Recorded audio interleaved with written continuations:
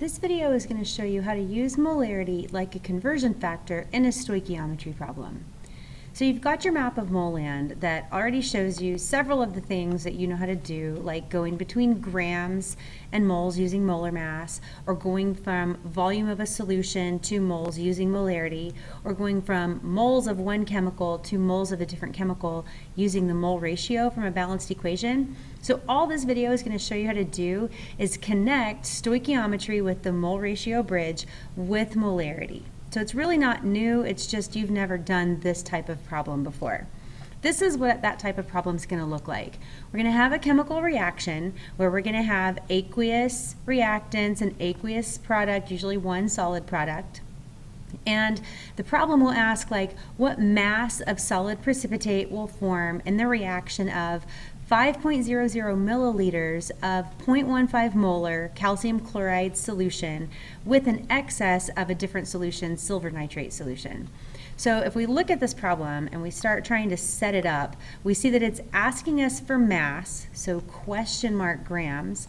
Solid precipitate, if we look at our balanced equation, here's our solid precipitate. So we're looking for grams of AgCl that are going to be formed. And it gives us milliliters of a molar solution. So if we go back to the map of mole land and switch to the highlighter tool, they've given us milliliters, which is very similar to liters of a solution. And that was, if we go back to the problem, that was a calcium chloride solution. But what they've asked us for is grams of silver chloride. So that means we're going to go from this side of mole land to the other side, and what they wanted was mass of that precipitate. So the map lets us plan out our steps. The first thing we're going to have to do is take these milliliters and convert them into liters, so that way we can use molarity to get us to the moles of the calcium chloride. Then we're going to need to go to the balanced equation and make a mole ratio. And what that's going to do is switch us over to silver chloride.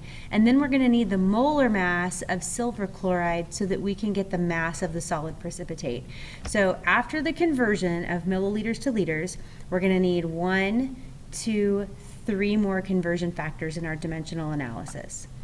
So we're going to start off with the volume that they gave us, the 5.00 milliliters, and that's a calcium chloride solution. And to save space, I'm just going to abbreviate. I'm going to call it C. So we're going to have 5 milliliters of C solution.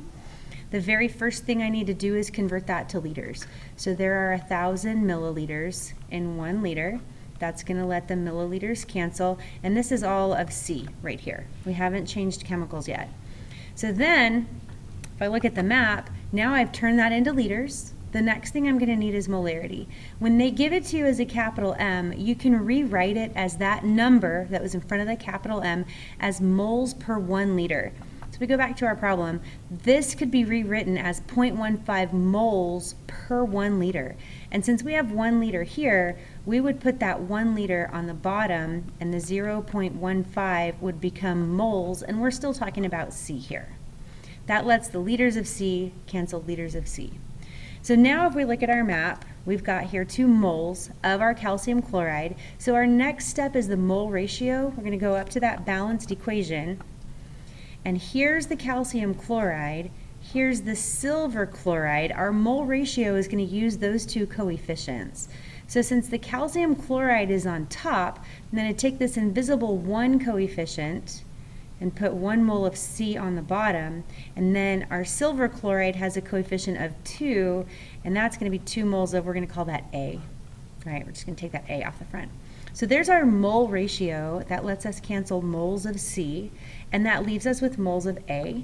So if we go back to our map of mole land, we've got to here now. The last thing we need to do is the molar mass that will get us to the mass of silver chloride. So right here, 1 mole of A, silver chloride. If we go to our periodic table, here's silver, it's 107.87. Here's chlorine, it's 35.45. If you add those together, you get 143.32. So we come back to our dimensional analysis. We put 143.32 grams, and this was of A. So then the moles of A would cancel. The units that you're going to have left, we change to our highlighter tool, grams of silver chloride. That's what they asked you to get, grams of silver chloride. So since all the other units canceled, then we know we're correct. We just have to calculate. Let's see if I can get the calculator to pop up. There it is. Let's turn it on. Okay. So we're just going to enter everything from across the top. So there was 5.00 for our milliliters. The molarity was 0.15. The mole ratio had a 2 in the numerator. And then the molar mass was 143.32. Then back in the denominator, it had 1,000. And then a 1 and a 1 and a 1. So I'm only having to divide by 1,000, and that gives us 0.21498. 0.21498. So if we go back to the problem, that's where we're going to find out how many of that can we keep for significant figures. This number had 3 significant figures. This one has 2 significant figures. This is the lowest one, so we're going to round to the second significant figure, so that would become 0.21. It was grams, and I had just written an A there, but remember A was our abbreviation for silver chloride, so that was AgCl. So that's our final answer right here.